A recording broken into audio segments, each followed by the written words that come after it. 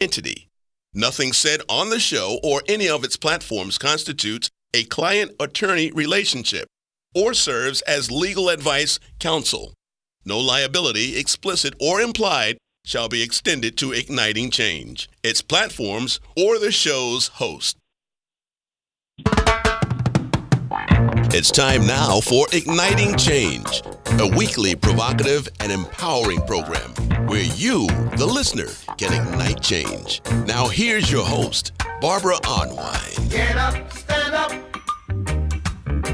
up for your right. Good afternoon, everyone. Welcome to Igniting Change. Oh, we got a good show for you today because people were walking in history. Yes, we are living in a moment that our ancestors could only dream of, that women have yearned for, that African Americans have prayed for, that African American women have yearned for. Oh, this is a moment in history that, regardless of your political party affiliations, regardless of who you support for president, it's still a historic moment. And for that historic moment, we got a historic show. So our show today is called Democracy Will Win.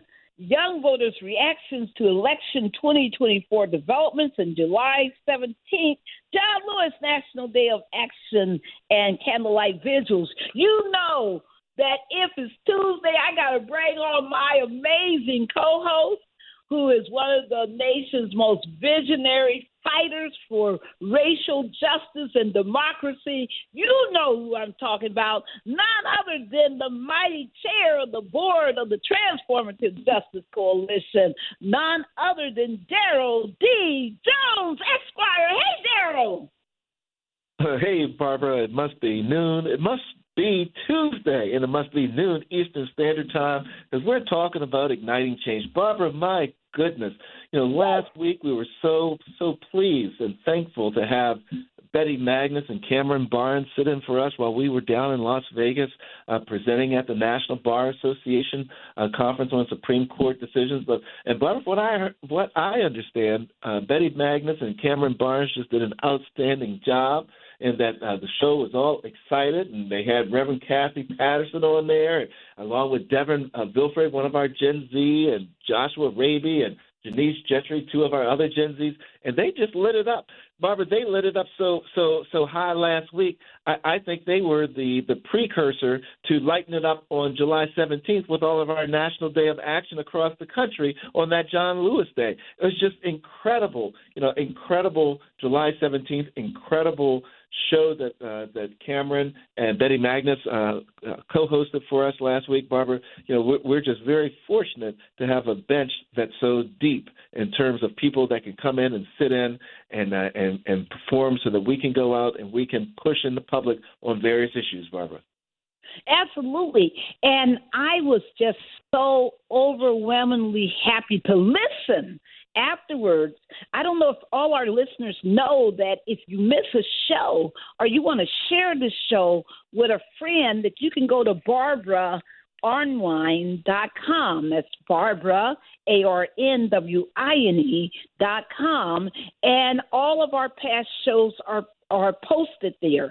And I was able to go and on our YouTube channel for Transformative Justice Coalition, and I was able to go and listen to the show. And I just want to say it was beautiful. It was definitely a precursor, because that was on that Tuesday the 16th. The next day, throughout the country, we had these incredibly beautiful 85 wonderful tributes to during the National Day of Action for John Lewis, tributes to his legacy, and also our recommitment and rededication to passing the John Lewis Voting Rights Advancement Act, the Freedom to Vote Act, the Native American Voting Rights Act, and D.C. statehood. What an amazing day. Daryl, you and I were in Las Vegas at the National Bar Association, the largest organization of African-American lawyers.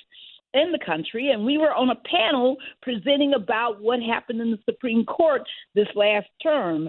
And we had, hundreds of people waiting for us to do that. But, Daryl, you were kind enough to introduce the show. And then we flew out that evening and were back into D.C.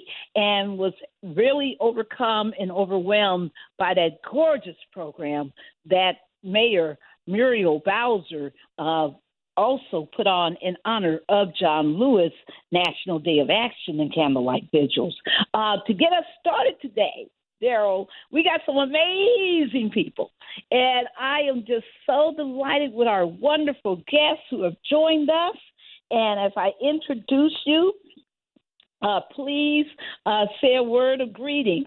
The first guest that I want to introduce, he's not a stranger to this show. He's returning. He is not only a Transformative Justice Coalition fellow and freedom rider, but he is a certified master trainer and lead organizer and partnership developer for the mighty Wisconsin Voices. Hey, Brian Sanders.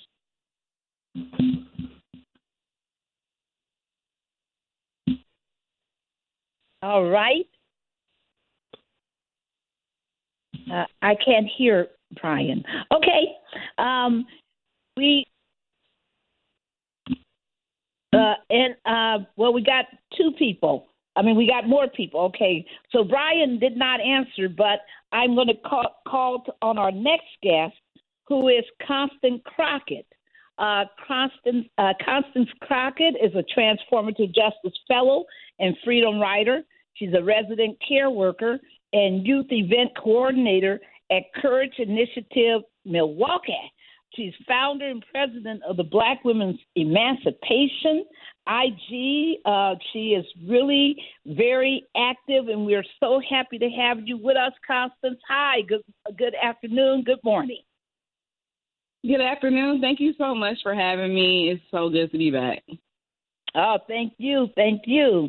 And as you heard earlier, we are so glad to have back with us one of the really amazing young leaders who's just been doing amazing. He was on the national broadcast on July 17th for the John Lewis National Day of Action and Candlelight Vigils.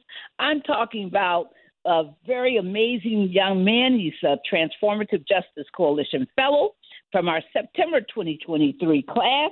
He's a former administrative assistant for Walt Murrell, district attorney for Andalusia, Alabama, and he is the founder of Project Smiles, former first grade teaching assistant for Apple After School Program, a student at the mighty Alabama State University. He's majoring in secondary education English, and he's on the University Programs and Activity Board, the High Modeling and Self-Esteem Organization, and the National Society of Leadership and Success, and president of Street School Marketing Team. Hey, you know he's got it going on. We're talking about none other than the mighty Bryson Powers. Hey, Bryson.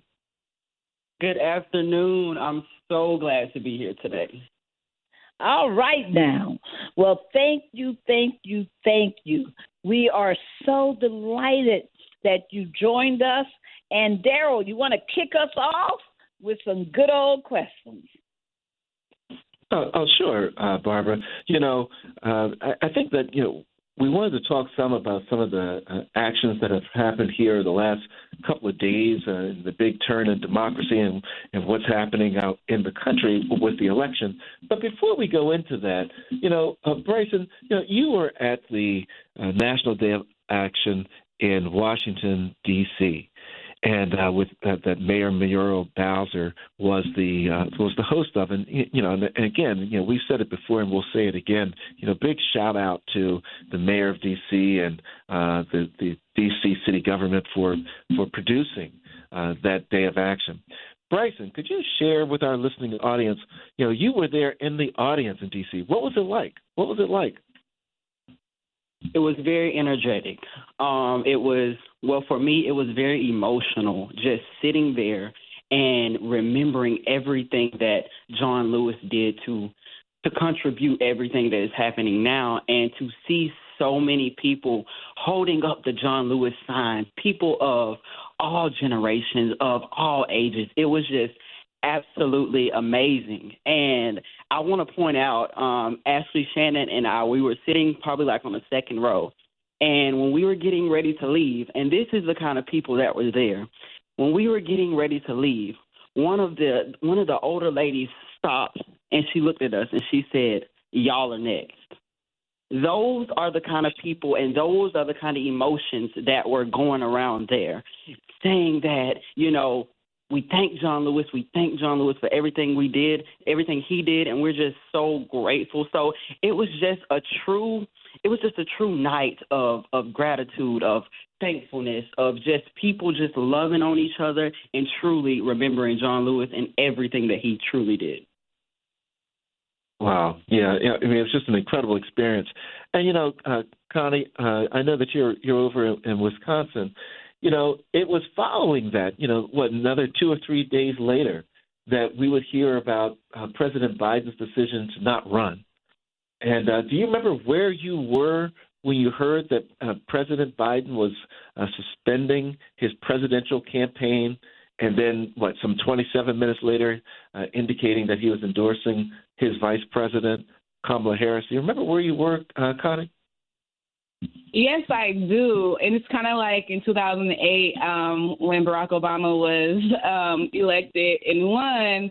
I will never forget that. And this is another one of those moments in history where I won't forget where I was. I was at work around a couple of coworkers and the children that I work with who are teenagers.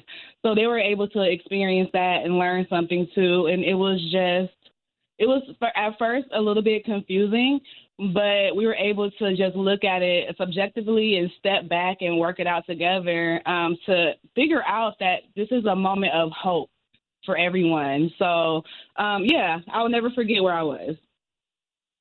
Now, did it have a certain – was there a point where, you know, it registered to you what this actually meant, that now you had an African-American woman that was going to be running as the nominee, the presumptive nominee of a major political party here in the United States? Was it a moment when that just hit you? You understood that President Biden wasn't running, but did it hit you that there's going to be a black woman that's going to be the head of a major party running for the presidency of our country?